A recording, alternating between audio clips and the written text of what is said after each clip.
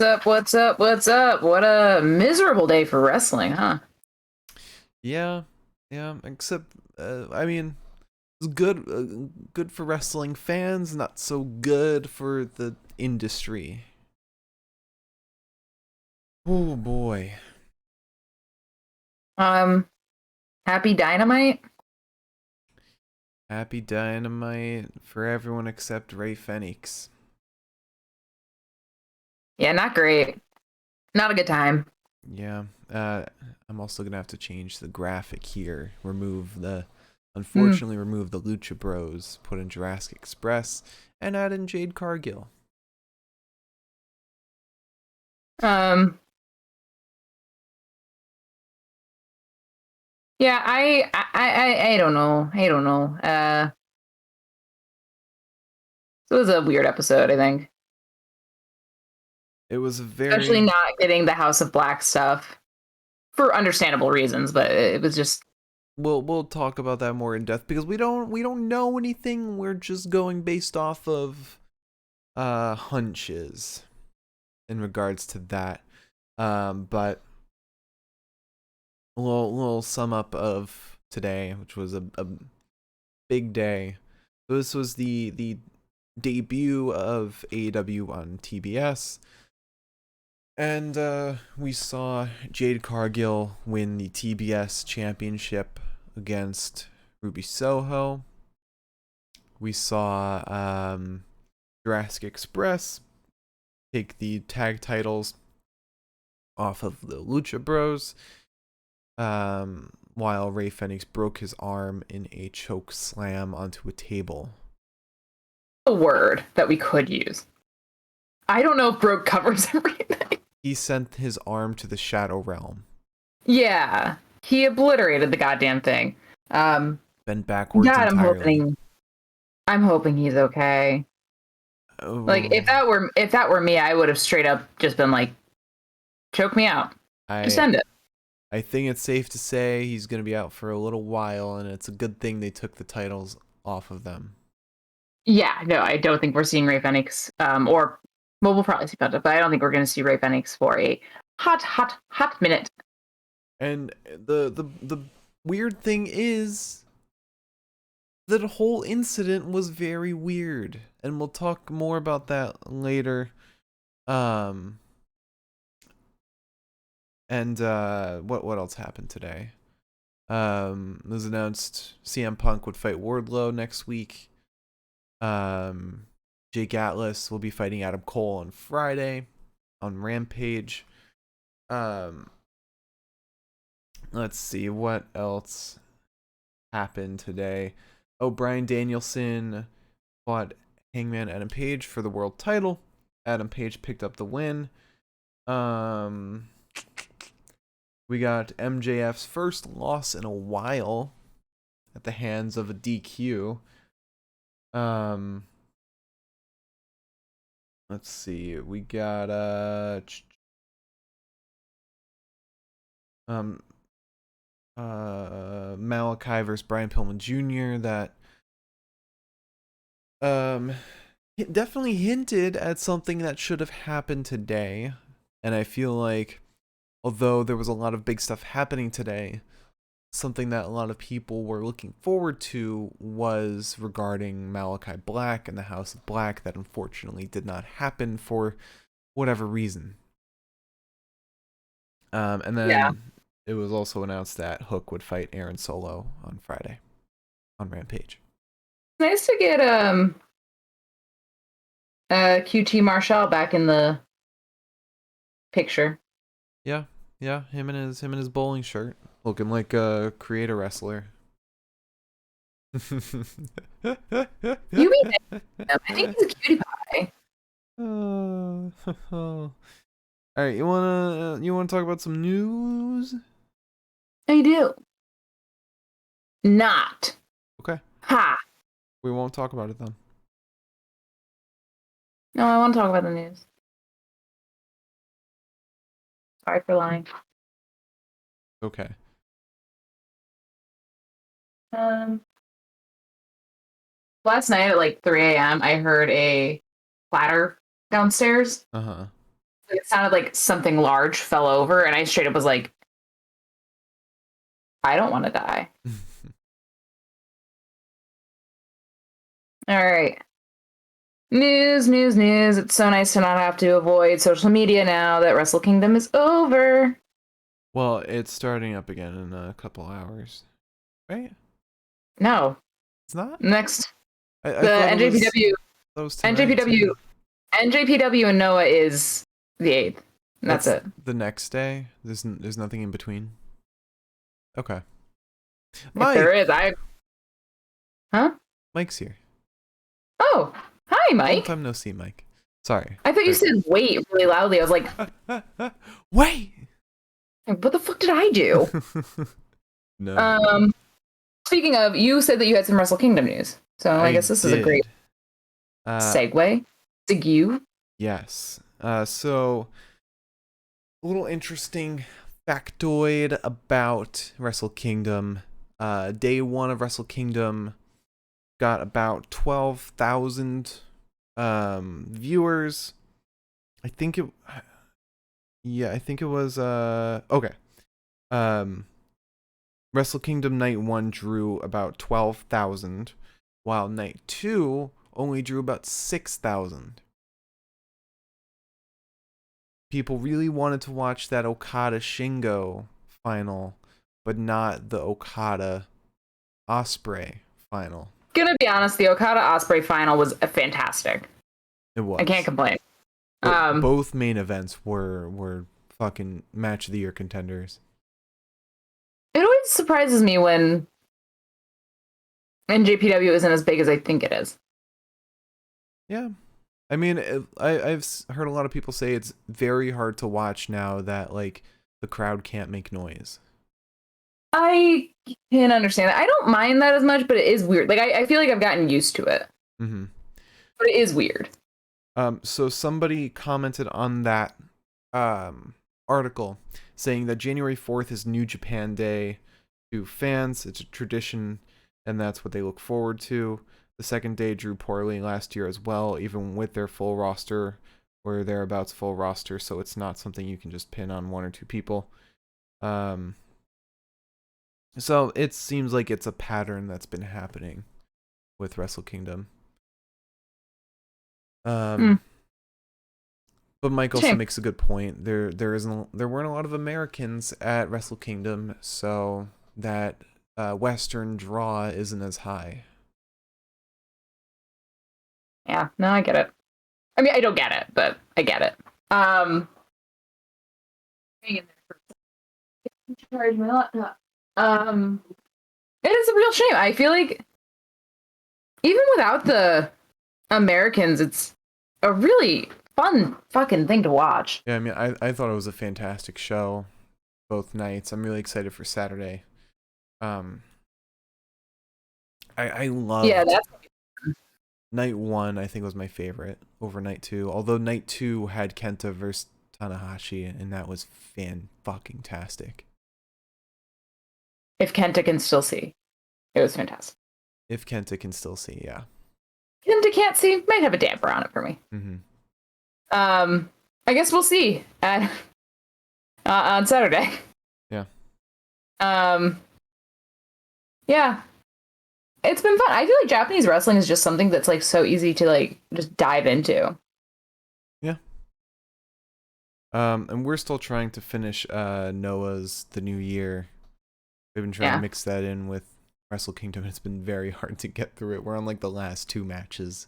Well, if Wrestle Kingdom weren't 5 hours apiece, and we start watching it around 1, and we're done by 6, and then we've got more rest. And then Noah wasn't 4 hours. That's a pay-per-view. These Japanese.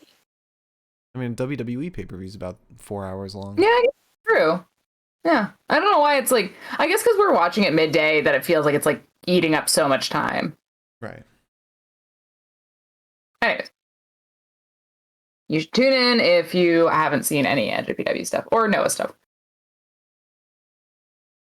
Or for that matter, the Stardom match was also sick as fuck. Yeah, that was really fun.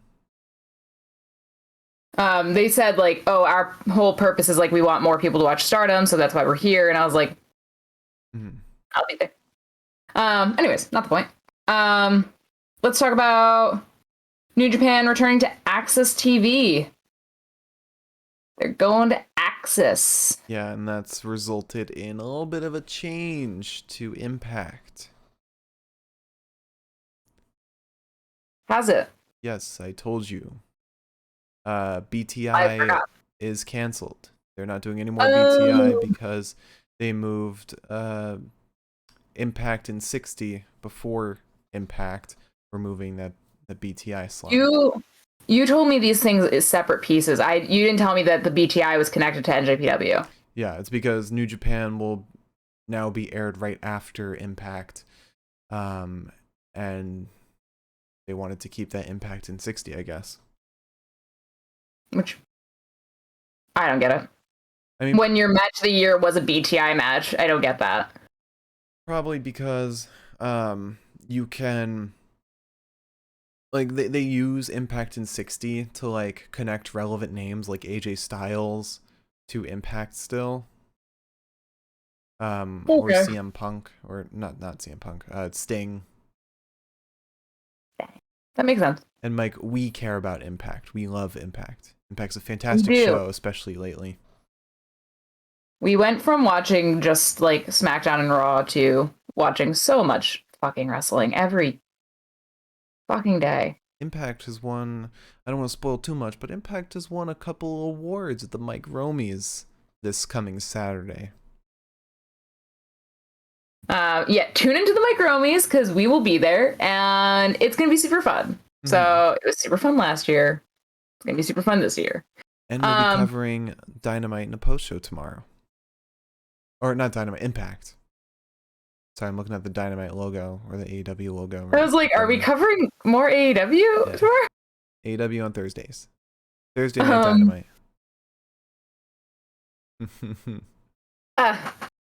Okay. Let's talk about NWA is expanding in 2022. They announced an all-access expansion on Fight Television. NWA All Access is going to have new shows, events. It's going to be $50 a year, which isn't bad. It's actually a pretty good deal. Yeah. And NWA Power is going to return to YouTube. Yeah, it was originally there before the pandemic started. Then they went on hiatus, and they kicked things back with a paid service. Not exactly the best model. Yeah. Also, it appears that we are going to have a little white family reunion. Yes. At WrestleFest in Poughkeepsie, New York. They have booked Adam Scherr, formerly known as Braun Strowman, teaming with Eric Redbeard, formerly known as Eric Rowan. So that'll be a lot of fun. They're fighting Bully Ray and Enzo. That's right. That's a weird team. Yeah. We might go. It's tentative with COVID. Yeah. With everybody else getting sick, I don't know if I want to trust other people. The last place I want to be is a wrestling show right now. Yeah. But that's exciting. Also, we've got some... I'm going to do the AEW news first, because God help us. Beach Break was announced for 2022. The date is going to be... What? What? Beach Break this year is going to be held in Cleveland, Ohio. All the beaches in Cleveland, Ohio. It's going to be a special episode on January 26th, I guess. Okay. Last year it was held in Jacksonville. I don't know. Fucking strange. And Tony Khan has teased a Dream signing coming soon. Yes, coming to Dynamite very soon. A lot of speculation towards Jeff Hardy, which sounds like a Dream signing. For diehard wrestling fans, probably Johnny Gargano. Potentially, I don't know, Scotty Too Hottie. Now that he's open and free. A Dream signing, it was Christian Cage. Yeah. So could be Matt Cardona. I would love it if Matt Cardona went to AEW. That'd be so fun. Also, we have 2 injuries in WWE. Carmella is apparently currently working through an injury. Apparently,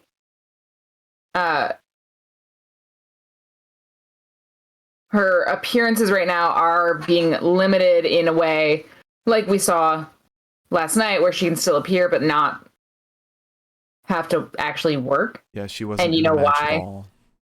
You know why they're probably doing that? Why? So they only have one other women's tag team. Like, who the fuck is gonna, there's no one who's gonna fight over it.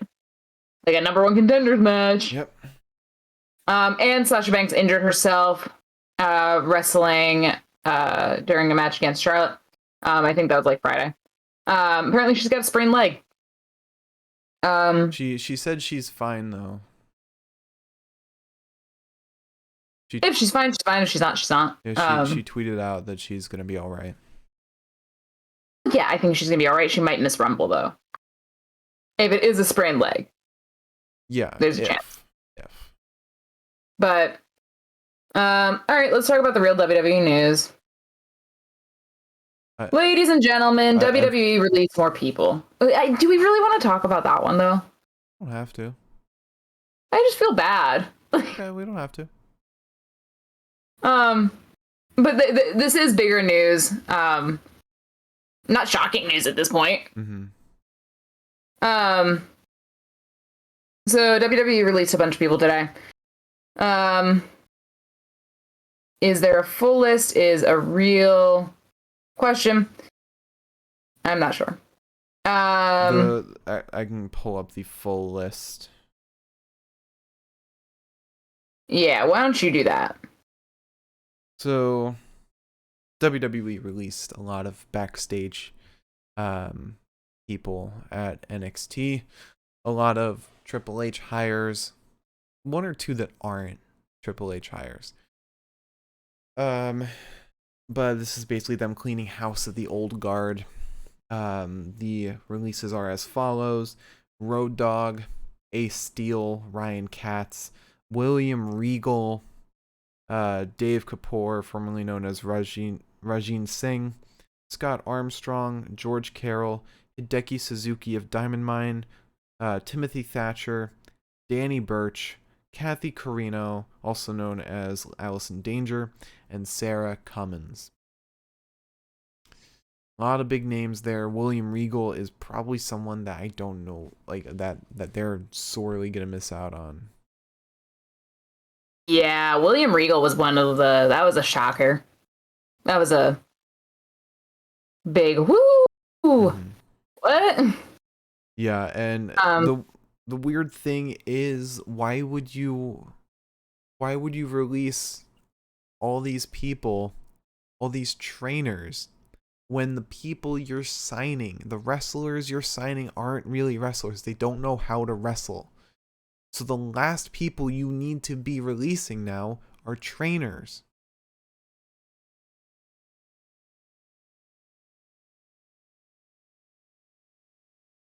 I don't know what they were thinking with a lot of these releases. It's some could say it's the whole thing. There was another post about it. So Fightful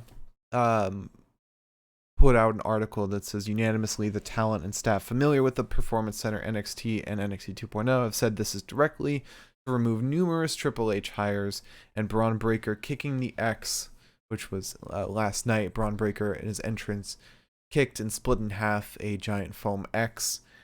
Was not well received backstage and was thought to be sending a message. The only non-Triple H hire was Allison Danger. There was no internal message for the firings at all,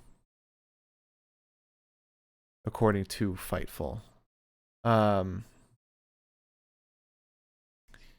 Fightful states that Road Dogg was seen as a key Triple H guy, and along with Regal was one of the most evident firings that pointed everyone to the notion that this was specifically moving people out.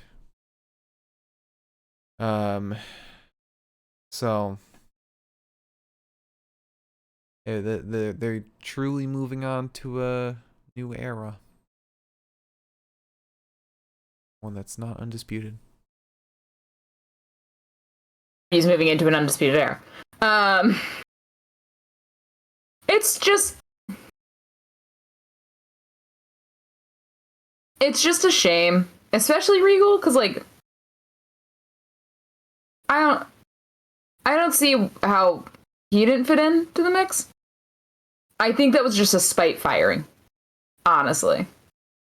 I think all of these are kind of undermining. I think Triple H is trying to force out, or Vince is trying to force out Triple H. I don't think he wants to fire Triple H, but I think he wants him gone. Fun time for a family dinner. Yeah, I think he wants him to leave, and because he's married to Stephanie, can't fire him. But you can fire all the people he hired. I guess. I'm wondering when Shawn Michaels is like next on that list. So you've watched Succession. I have watched Succession. I've watched it frequently. I've heard this whole Vince, Triple H, Stephanie situation is very similar to Succession. And like Triple H could be the person to take over for Vince if and when he steps down, or like to say yes, that's correct, would, like, I don't know obviously like what's going on, but it feels like that. It does. Mm-hmm. Because it feels very insidious. And it feels like Vince knows that he's close to being, like, edged out. And he's pissed about it, so. Yeah. I think it seemed all fine and good until, like, Vince actually thought of, like, leaving the reins. Yeah, and at this point, I don't know who else could take over, because Shane McMahon's pretty much gone. Yeah, Shane's not part of it anymore. I doubt Stephanie would take the reins, because if Stephanie took the reins, I feel like she'd just put Triple H in charge. Or in charge of a lot of responsibilities. Maybe he would want somebody like Nick Khan in charge, or if not Nick Khan, potentially John Laurinaitis.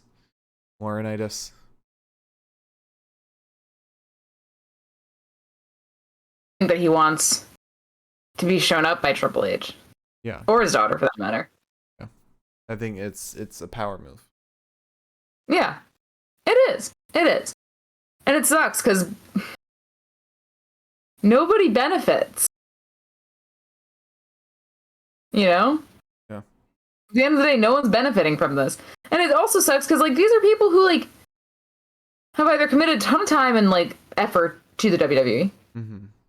Or people who have uprooted their entire lives to be part of the WWE. It's like, yeah.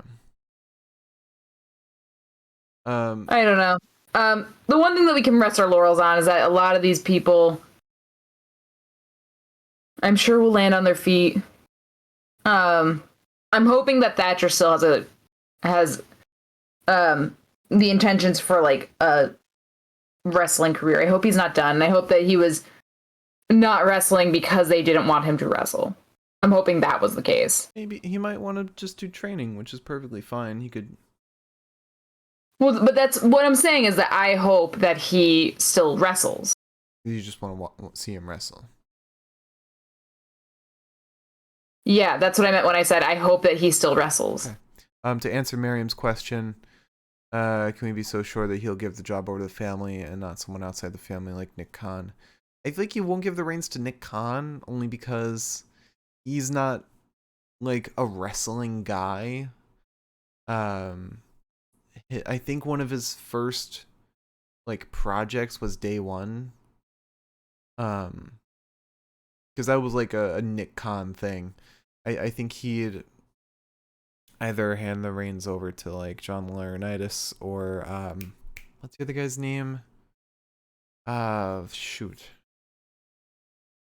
The other guy who's in charge of booking another head of WWE.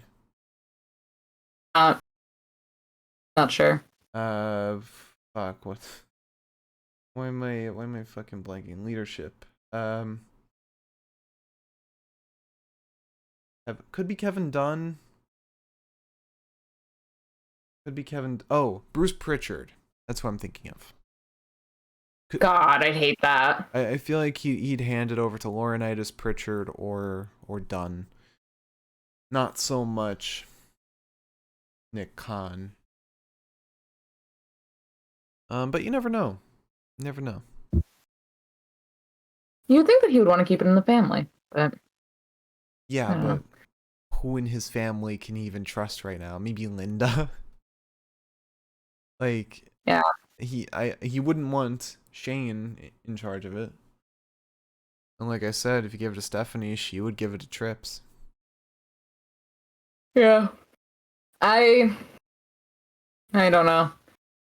I don't know what they're going to do. I'm sure that sooner or later Triple H is just going to be, if he hasn't already been, just shuffled down to like a position that has no power or control. Yeah. The question is, when can he say that he quits? Mm-hmm. Also, news that I don't really want to have to talk about, but I guess I'm going to. It's not serious. It's just sad. Jake Atlas apparently injured his knee. When? In his match with Adam. Oh, today. Yeah. Brian Alvarez reported it. What is happening at Dynamite today? The curse of TBS, dude. What is happening today in general? Because first Kenta lacerates his eye. Now Fenix broke his arm. I hope it's just eyebrow. I hope it's not the eye. Oh, I thought they said eye. I thought commentary well, they said eye, but like they said eye, but I'm like hoping that they meant like the ocular region. Because I don't like anything dealing with the eye. Right. But yeah, it sucks. Like Jake Atlas just came back. He was so happy. Yeah. Not a good day. Not a good day. Yeah. Yeah. New Jersey sucks. God damn it, Jersey. Should have known. All right. So, you want to talk about matches and promos? Get into the recap.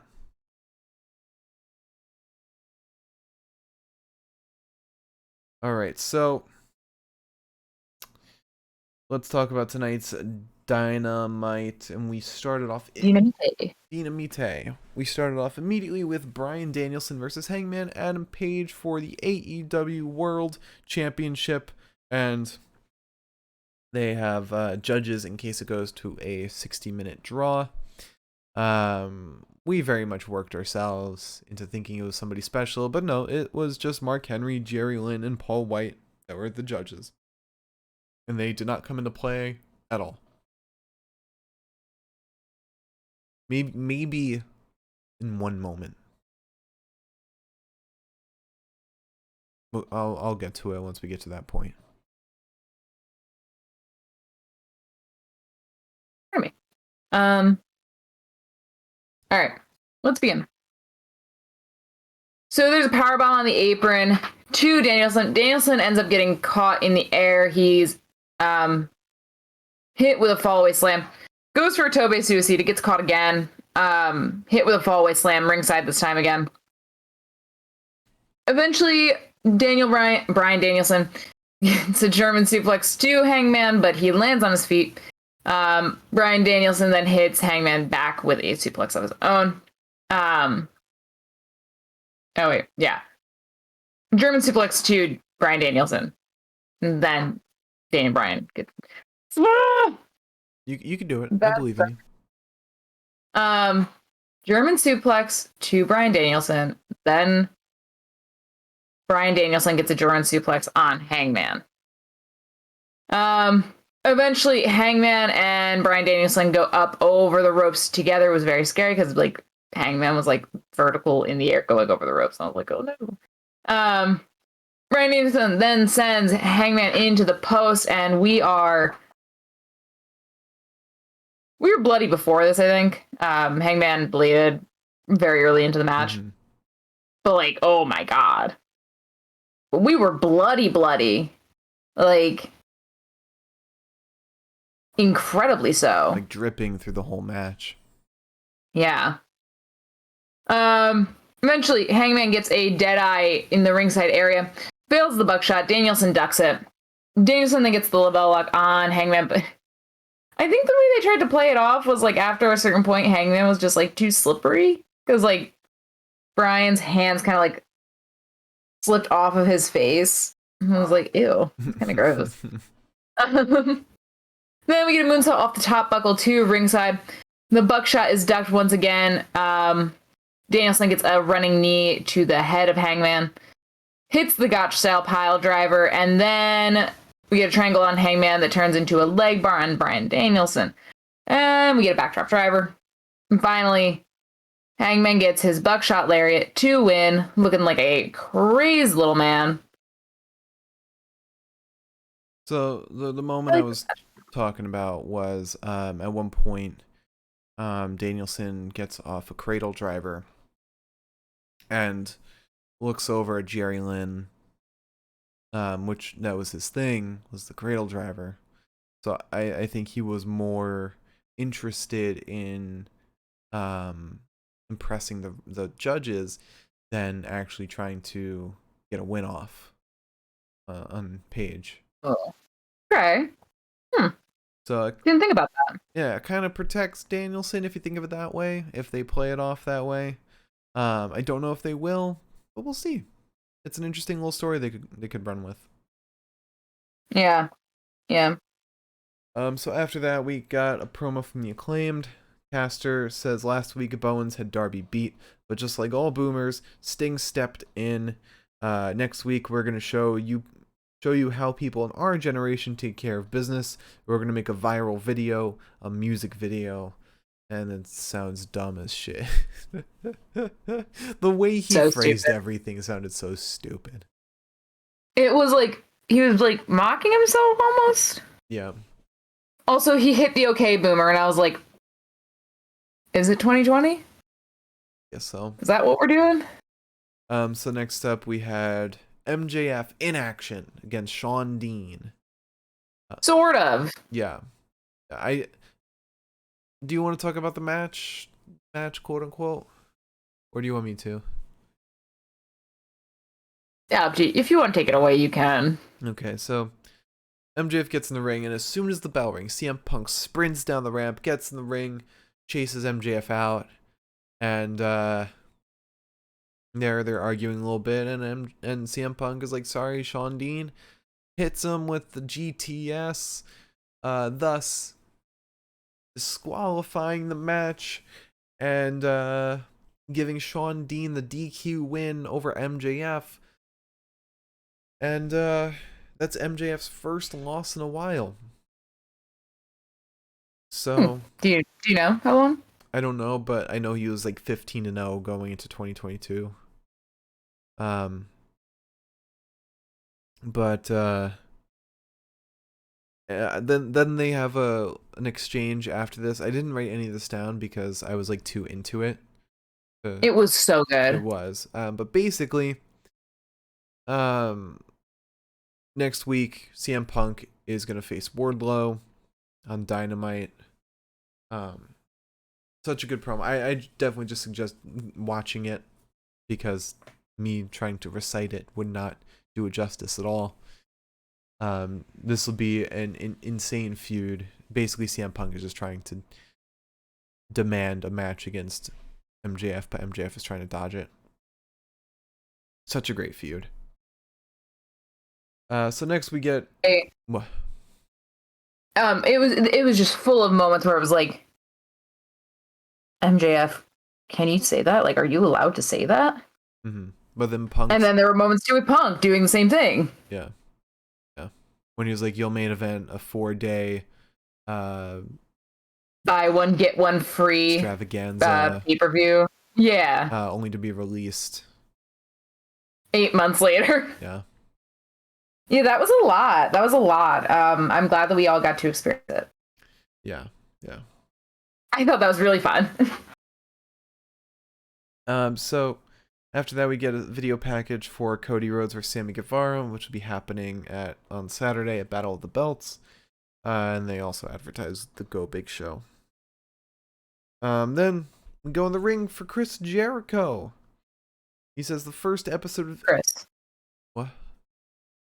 Chris. Yeah. The first episode of AEW on TBS. I haven't been on TBS since April 7th, 1999, when I was on WCW Thunder, losing to Booker T. I think he cheated. But it's great to be back on TBS and in Newark. It's great to be anywhere after those 2.0 jack-offs hit me with a chair. I am back, and that's why last week I didn't come out to save Eddie Kingston. I wanted some revenge for those 2.0 jerks. And then 2.0 come out, and Matt Lee says, "Real funny guy, real funny Jericho. Last time we ran into you, we gave you a little taste of a steel chair." And Chris Jericho just calls Matt Lee a squarehead, calls Jeff Parker a pinhead. Matt Lee's like, "You want another taste? How about..." Jericho then gets out of the ring, grabs his bat, and says, "How about I just grab this, and I blow both your heads off your shoulders." Daniel Garcia runs in, but Jericho smacks him with a bat. 2.0 then gang up on Jericho, but then Proud and Powerful and Eddie Kingston run in for the save.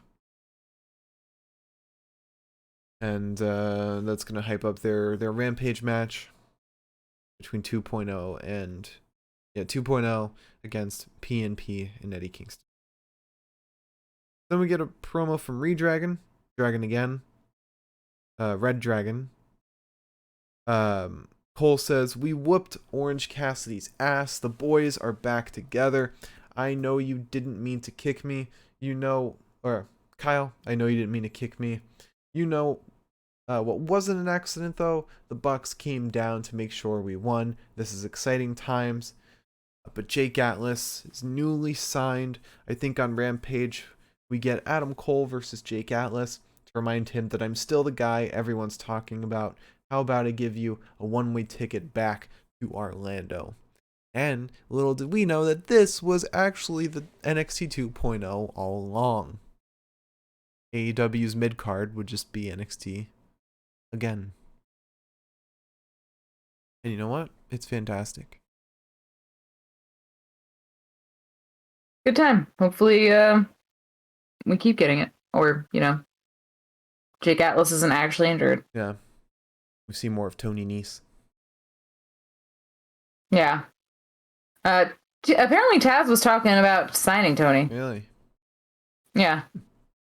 I hope so. So then we get Wardlow in action.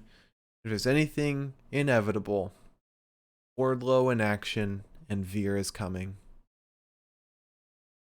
Yeah, I don't really know what to say about this match. exactly what you would expect from this match. So Wardlow powerbombed a guy 5 times. But before that, Sean Spears got in the ring and hit Antonio Zambrano with a chair. And then Wardlow, instead of going for the pin, goes for the 5 power bombs. And then gets the pin.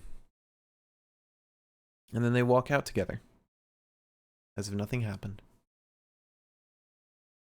And then we have the TBS championship match between Ruby Soho and Jade Cargill. And Jade looked amazing coming out. Looking like Storm. Yeah.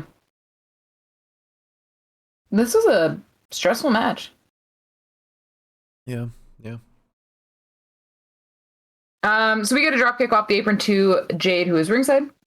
Jade ends up hitting the double axe handles back in the ring, and then Mercedes comes out to... Well, at first it just looked like she was just yelling at Ruby. So I don't really know what she ended up doing there.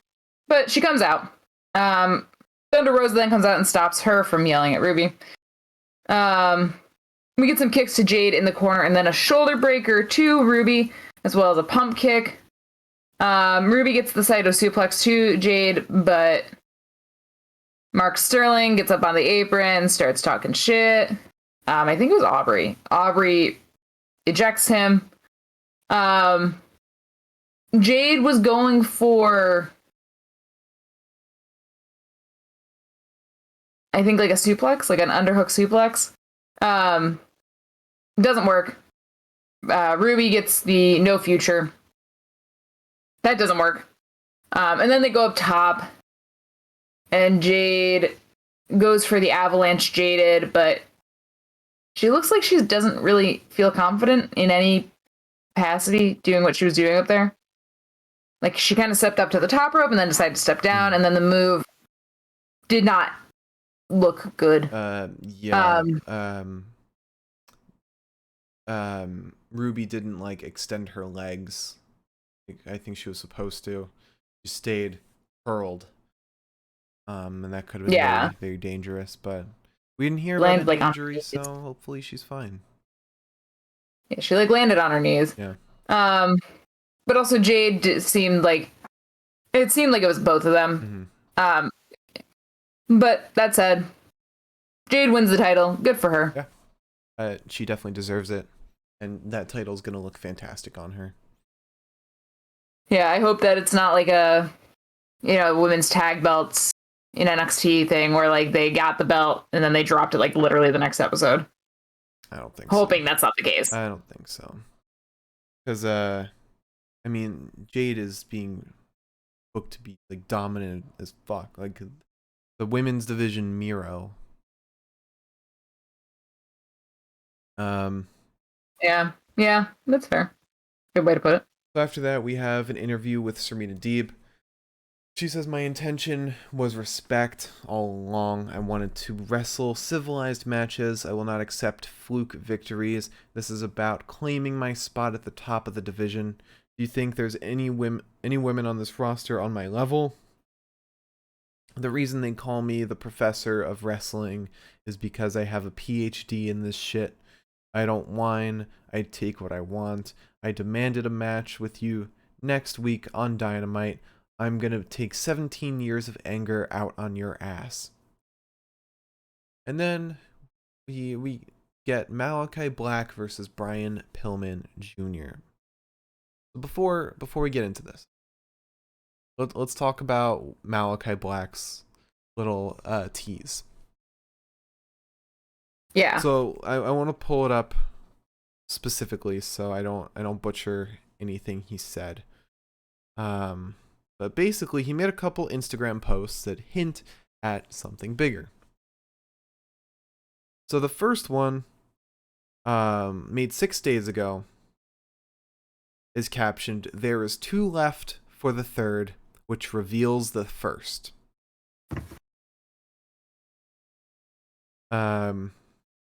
Which is not much to get from that. There's 2 left for the third, which reveals the first. But then he posted another picture of a drawing of himself in his entrance mask with like a red shine coming from his eye. He says the color will reveal the hidden. Wednesday, 2 with a third to come. So, there are a couple ways to interpret this. The boring way is to say the 2 is Malachi and Brian Pillman Jr., the 2 one-on-one match, with the third being Julia Hart coming eventually, or Brody King coming eventually. Mm-hmm. The new way to think about it, now that we got some more information, is Brody King and Pac, now that they made emphasis on Pac getting misted, with the third, Julia Hart, coming soon. So with that information, do we want to dive into the match?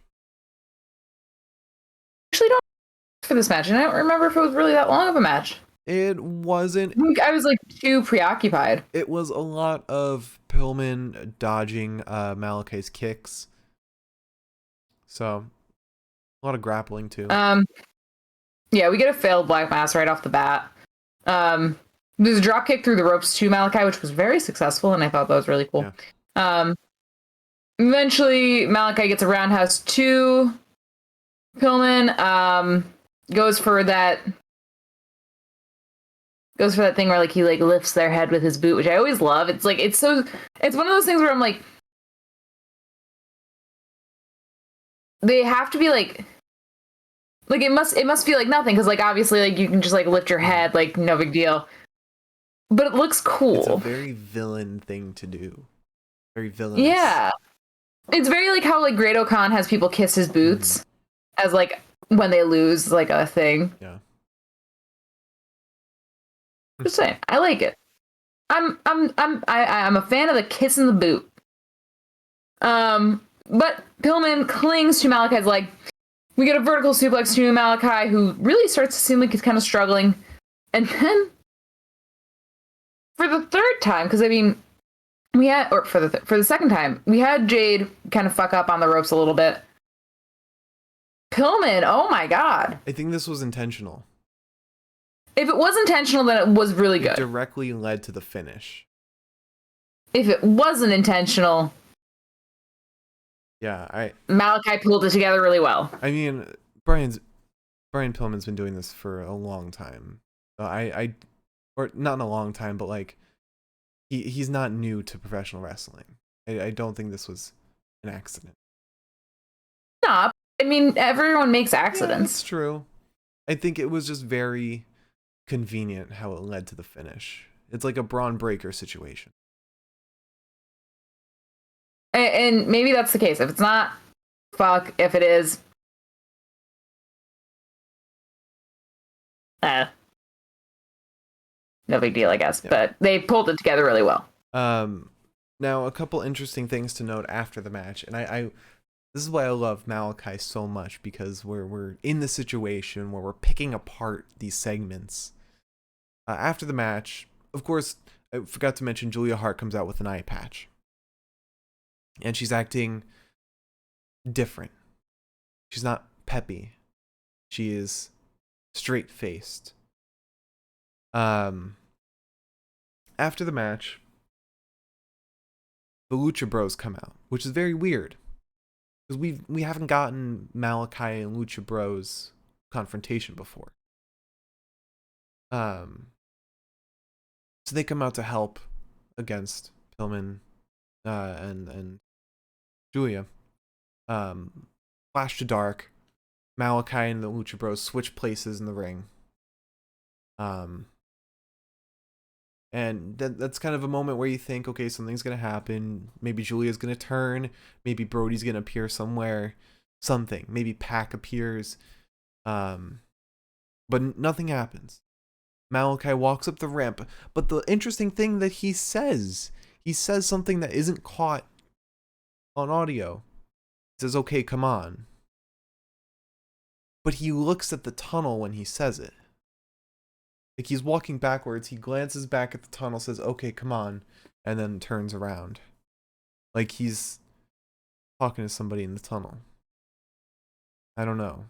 I might be picking apart a little too much, but Malachi is somebody that, like, he puts a lot of thought and detail into every aspect of his story. Yeah. He's somebody that puts intention into everything. Yeah. I'm really excited to see where this goes. I really hope.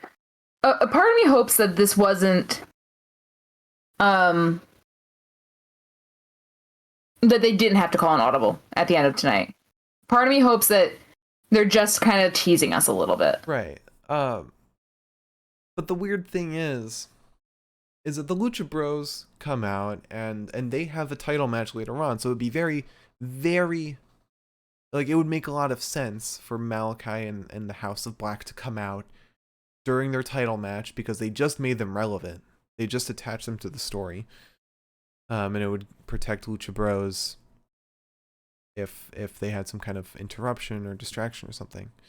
But we'll get into that once that match starts. But next we have an interview with Ruby Soho. But before she can say anything, Britt Baker walks in with Jamie and Rebel. She says, "You couldn't get the big job done once again." Ruby says, "That's big talk from someone who can't win without help." The brawl breaks out. Riho steps in and joins the brawl. She has a match against Britt on Saturday at Battle of the Belts. And then we get Aaron Solo and QT Marshall delivering a promo. QT says, "Hook learned everything from me at my school. I can't comprehend where he'd get his attitude from. He could never stretch Aaron Solo." And then we have our main event. Lucha Bros versus Jurassic Express for the AEW tag title. Now there's a lot to talk. I mean, take notes on. That's okay. Yeah. There's gonna be some spots that we talk about for a little bit, so it's okay if you didn't take much notes. So we start with a drop kick to the whole face of Luchasaurus. Jungle Boy ends up going to jump off the ropes, but can't successfully. So basically what happened here was he grabbed the hand of Fenix, he grabbed the hand of Penta, and went for like an off the rope springboard arm drag, but he slipped. And then Fenix grabbed the hand of Luchasaurus, and then they successfully did it as a foursome.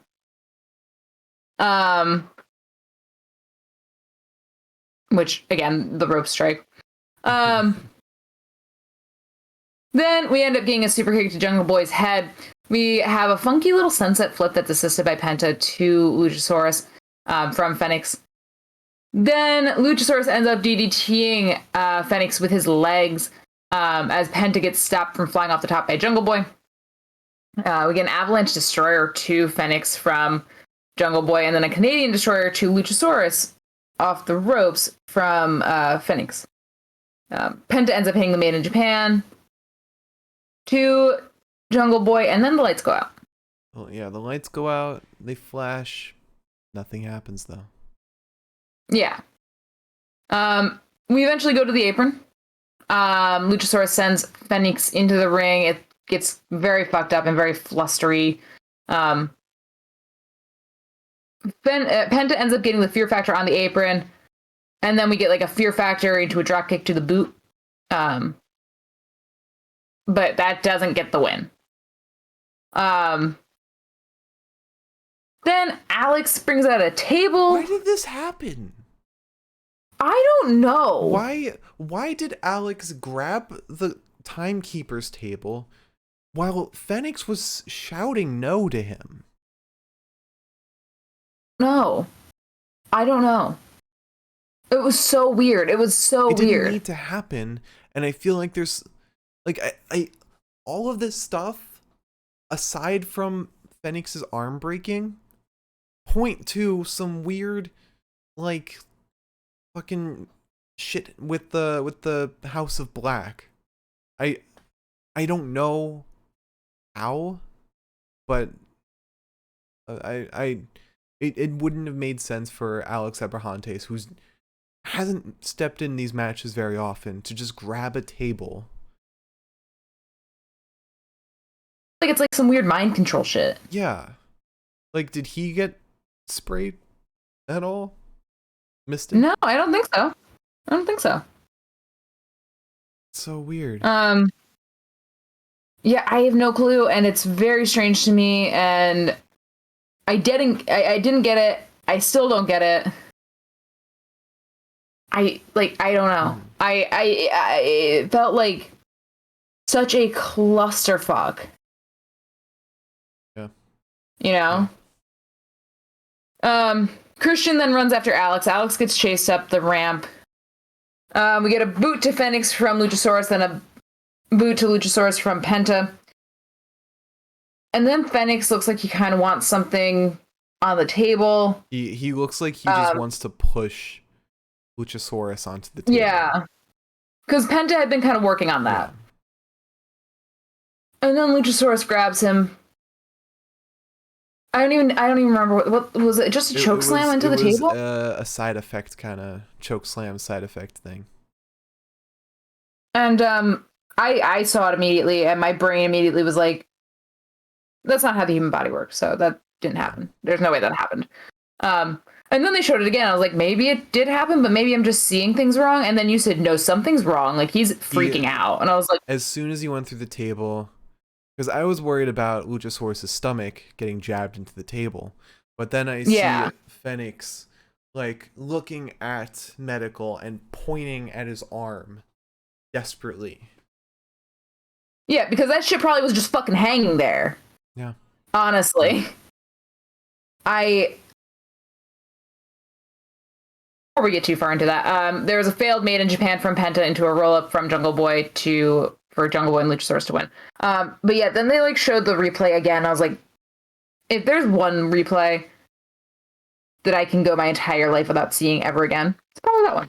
That one takes the cake. I never want to see. I have never seen an arm bend like that. Never want to see it again. It straight up was like Elastigirl. Mm-hmm. Except Elastigirl isn't fucking real. And apparently he was taken to the hospital right after that. As you do. Yeah. A lot of heartbroken people. Like Matt Seidel said he's crying for Fenix. So yeah, and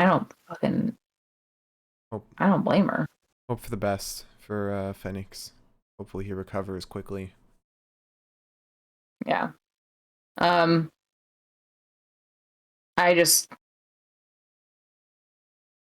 don't know, man. So after the match, did you finish? Did you get to the finish? Yeah. Okay. After the match, all the heel tag teams come out, and they're watching. You got FTR, Private Party, everyone. Then they go to the crowd where Chris Jericho's sitting there, watching. And then they show Malachi Black is also watching. And I just found this as such a weird moment. Like, I really feel like they called an audible. So, like probably House of Black was supposed to come out at the end, reveal themselves, attack the winner or loser, or attack Lucha Bros. But once that happened, they couldn't do that anymore. So they had to scramble, get all the tag teams to come out, waste a couple minutes. I doubt that resulted in Jurassic Express winning. I think that was part of the plan from the start. And people are kind of pissed that Jurassic Express won, but it's like, no offense, guys. Even if they hadn't won, even if somehow Penta pulled it out,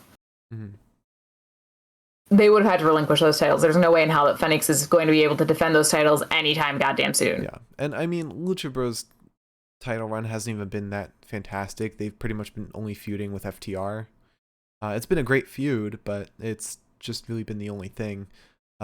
With as many heel tag teams as there are, Jurassic Express will probably have a great run as champs. But yeah, it's just very weird. Things not really fitting in place, like Alex Abrahantes. The tag team's coming out. It feels like something was supposed to happen but didn't because of the unfortunate incident.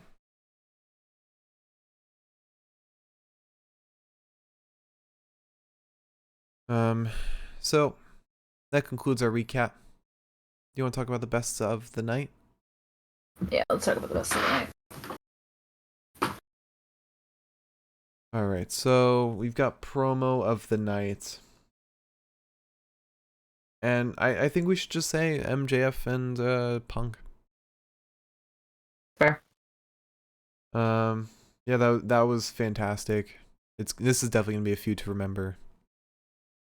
Also, if you're watching this and you have a question, you want to ask us a question, Mark, take it If you away. have a question for our question segment, leave it in the chat now so it's there when we move on to the question segment after the bests of the night. If you're watching on YouTube, leave a comment with your question. We'll answer it in the next one. If you're listening on Spotify, join us at the live show, twitch.tv/The Pinfall Podcast, to chat with us live. All right. We'll talk about Wrestler of the Night. Yeah. All right, I'm going to give you 3 options. Bryan Danielson, Jade Cargill, or Jungle Boy?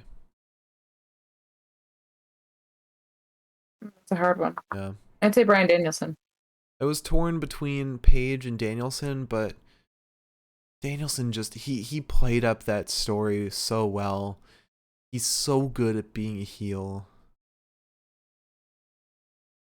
Yeah. I thought he was probably the best. Jade was a little She had some nerves. rough today. And Jungle Boy was good, but it's hard to shine, I feel like, in a field of 4 men. Yeah. So Bryan Danielson is our wrestler of the night. Now let's talk about match of the night. As always, we go from the worst to the best. And we'll talk about the match of the night. So, worst match of the night with a 4 out of 10. Wardlow versus Antonio Zimbrano. The squash match. Next up is MJF versus Shawn Dean, 4 out of 10. I gave this a 4, even though the match didn't really happen, just because it fit the story so well, and it was such a clever way of giving MJF a loss, but wasn't wasting our time in any way, because it also gave us a fantastic promo right after. Next up with a 5 out of 10, Malachi Black versus Brian Pillman Jr. We all knew how this was going to go. It was pretty decent. Next up, 5 out of 10, Ruby Soho versus Jade Cargill. Had its flaws, but it was pretty fun. Pretty fun. Can't wait to see Jade Cargill's reign. After she's worked a bit more.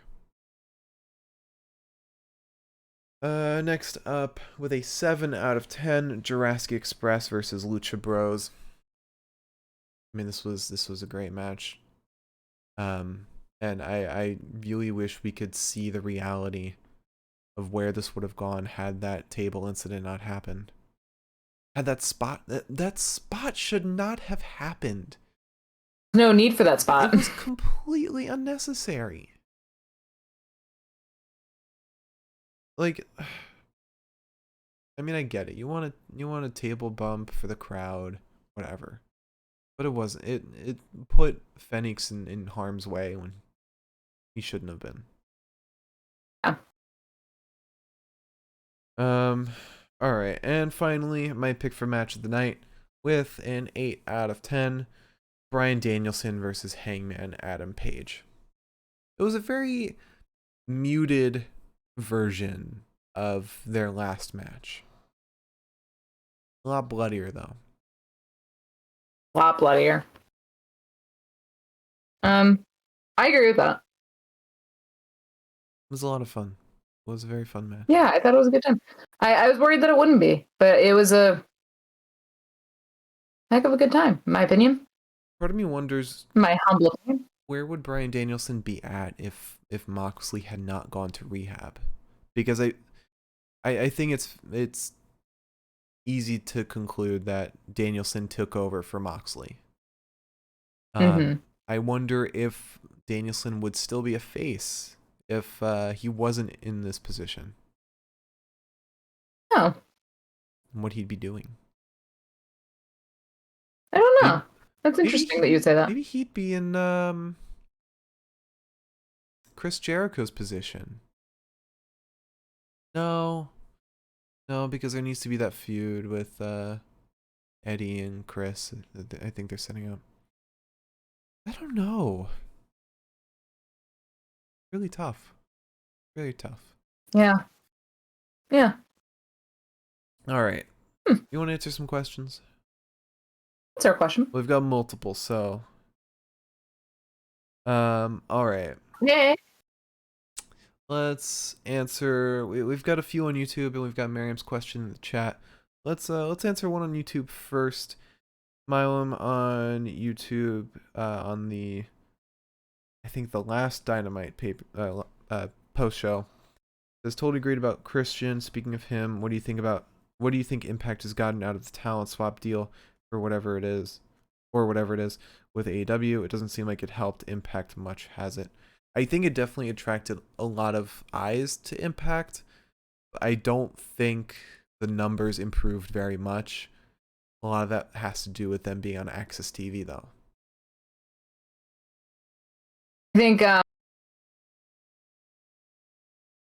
I think they like got this close Mm-hmm.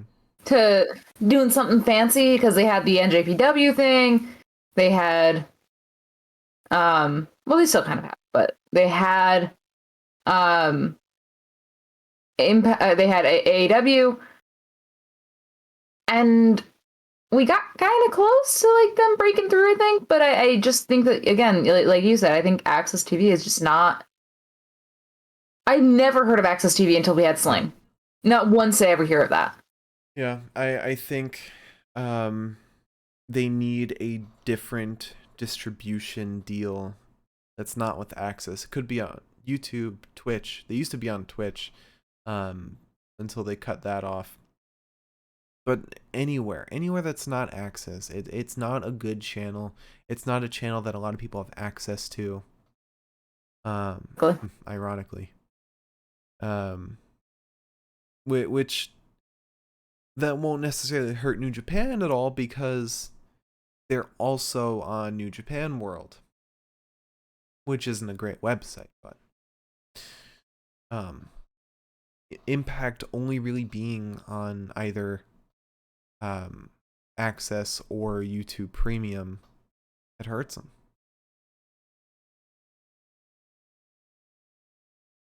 I think that it's just a shame. Mm-hmm. And I'm hoping that they get out of it, but I don't think they will. Yeah, I think they need a streaming deal. They need to be on like a Hulu or HBO Max or something. Yeah, that'd be great. But, and I know HBO Max wants something like that, so something with. I just don't know if they want it with Impact.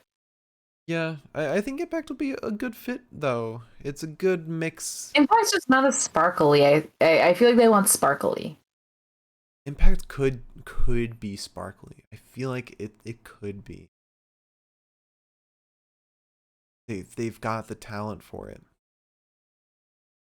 They do. I've seen more tag teams. Yeah. Yeah, I feel like as Impact also needs to be, they need to play the role of the lobby for the Forbidden Door. They need to be like where everyone goes when they enter the Forbidden Door. Basically everything's open and welcome. They've been like that for a while with AEW, New Japan, Ring of Honor with Gresham coming in. But that spotlight is kind of being taken away after AEW's deal ended, and now being taken by GCW, which that's now kind of where everyone who goes through the Forbidden Door to. So I think Impact being that central spot will really help them. Because you get all these big names coming and going. You never know who the next one is, so you gotta tune in and find out. Mm-hmm. I agree. Yeah. So Miriam asked in chat, now that Danielson's title shot has come and gone, who do you think is up next for Hangman, and who do you think Jade's first challenger will be? Ooh. Jade's first challenger. I want to answer that one first before we get to Danielson. Or, Paige. Sadie. She was like, I saved your ass once. I'm thinking Jamie. Jamie Hayter. Jamie would be cool. It would give her something to do other than just being Britt's lackey. She needs. I really think Mercedes, because then that gives Mercedes a spotlight because she just came over. I think that'd be great for her. Mm-hmm. Yeah, but they're both signed by Mark Sterling, so I don't think we can. Like I that's gonna be like a turn. True. I didn't think about that. Now as far as Hangman's next challenger. You already said who you think it is to me. Miro is waiting in the wing. But I think he said he's got to rack up some wins first. I don't know who, honestly. MJF is busy. I've been thinking about that. Yeah, MJF's busy. Let me see the rankings. Unless it's... No, that's wrong AEW. Unless it's Cole. I don't think so. Why else would he be fighting Jake Atlas other than to burn time? I don't know. I mean, I personally think Adam Cole will be the one to take it from Hangman. I'm trying to think of who's like available. I can't think of anybody. Unless the dream signing. I think it's Cody. Cody's gonna go full into this and be like, you know what? I'm gonna be double champion. I think he's gonna try to be the first double champion and then fail. I hope not. Then be driven over the edge. I'm gonna stick with Cole. I think that's a good idea. If not Cole, I think it's gonna be the dream signing because I can't think of anybody who like is with available. Adam Cole. Oh, okay, so the rankings have reset, but the standings, the top 5 are Danielson, who's now shot down. Adam Cole was second, so it could be him. You could be right. Why else is he fighting Jake Atlas? However, he could be fighting Jake Atlas to burn time so that Matt Jackson can recover from COVID. Because what? Are you implying that Matt Jackson's gonna go for it? No. I'm implying that they're gonna want to do the Red Dragon versus Bucks before Cole goes for the world title. Because there was that moment at Kenny versus Hangman with the Bucks, and I'm sure that will become a point of contention in that feud, which will cause Cole to side with Red Dragon. So next up in the ranking. That's just interesting. Yeah. I think that's what they're gonna do. Next up is Wardlow. He's 3rd. After he's done feuding with MJF.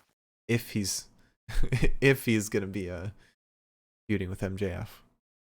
I think he will. I've got faith. Next up, fourth is Scorpio Sky. He's kind of busy. No. Yeah. Busy with Dan Lambert. He's got shit going on. Yeah. Although he's not really involved in the Ethan Page. It's true. Cody thing. That's true. You're right. And then number 5 is Powerhouse Hobbs. Hobbs has a match though, right? Oh yeah, I feel like he has a match against I think against Dante. Coming up. Yeah, they announced it for next week. It's either against Dante or Leo. I think Dante. Didn't know that. Exciting. I think you might be right. It's Adam Cole, but kind of so many people have thrown their hats in the ring, like Wardlow has, MJF has. I think this could be a good point for Cody to buy some time and say he's gonna go for it. A heel turn where he's like, I said I wouldn't do this because I'm, big man in charge, but actually, fuck all of you. What if they do a storyline where he's in kayfabe fired from his EVP position, and so he goes for it out of spite? God, so fucking cry. That's like an Attitude Era WWE storyline. That's funny as hell. All right, and last question. Milam on YouTube asked, in response to our day 1 post show, as a pay-per-view concept or now premium live event, what did you think of day 1 as a concept? What do you think? Concept? Yeah. Cool. I thought that was. I felt like it was a good idea. I think it could be cool because, what the fuck are people doing on January 1st? Nothing. You don't want to do anything January 1st. What better way to fucking ring in the new year? It's a pay-per-view though, where it has to be timed right. Because it only worked out because January 1st was on a Saturday. Yeah. It's not always gonna be. That's fair. That's a good point. Never even thought about that, honestly. Next year it'll be like day 4. It's the Mr. Krabs meme where he's ringing the bell. Day 38. Day 3. Give it up for day 3. Yeah, it was a good idea. I mean, if it wasn't for how the card played out, it would have been a great pay-per-view. But yeah, it was. I know that they want to make a tradition of it, which goes back to what you said. Unless they make it like a crown jewel. Happens on a Thursday. Yeah. Which they might, because, people usually have January 1st off. It's possible. Possible. All right. So that's all the questions we have. Liz, would you like to close out the show? Yeah, sure. If you tuned in tonight, thank you so much. And if you tune in the future, thank you so much. We enjoy having you. Happy... I don't know. Did you just get earwax on, you little freak? Sorry, there's a cat. Okay. I don't know what holiday is coming up. Happy Martin Luther King Jr. Day. Happy Valentine's Day, too. Well, Martin Luther King comes first. January 17th. We aren't kissing our viewers yet. I am. I'm always kissing my viewers. Oh. Oh, we should do another stream like we did last Valentine's Day. What do we do? Our special Valentine's Day stream, where we answered relationship questions. Right, yeah, that was fun. That was super fun. That was special for Vengeance Day though. Yeah. Well, we're never getting that again, but still. We might. It could be. We can. All right. Hear something fun. Phone fell on my keyboard. Anyways. Thank you for tuning in. Please tune in tomorrow night for our Impact post show. Super fun. And then, you know what? Please tune in on Saturday for the Mike fucking Romies. It's going to be a ball. It's gonna be a fantastic time. Definitely check it I out. couldn't hear that through my speaker, like my headphones, but like I could hear that through the wall. We will have fireworks, and beer and a cat. We might get a visit from our special guest co-host. Yeah. She might be with us. Yeah, she might be. Maybe I'll lift her up again and she can freak out like she always does. Yeah, definitely join us on Saturday. Did we say what time it is? I think we said 7 or 8. Let's do 7. Yeah, 7. So join us 7 p.m. Eastern Standard Time at twitch.tv/The Pinfall Podcast for the 2nd annual Mike Romey Awards. We've got a ton of categories to go through. It's going to be a great time. Last year was fantastic as well. This year will be even better. So again, that's twitch.tv/The Pinfall Podcast. Thank you all so much for watching. Follow and subscribe. Our YouTube is The Pinfall Podcast. On Spotify, you can find us by searching The Pinfall Podcast. On Twitter, we are at Pinfall Podcast. I'm at the Mark Cameron. Liz is at Eliza23. And we'll see you all tomorrow for our Impact post show. Thank you all so much for watching. We'll see you tomorrow.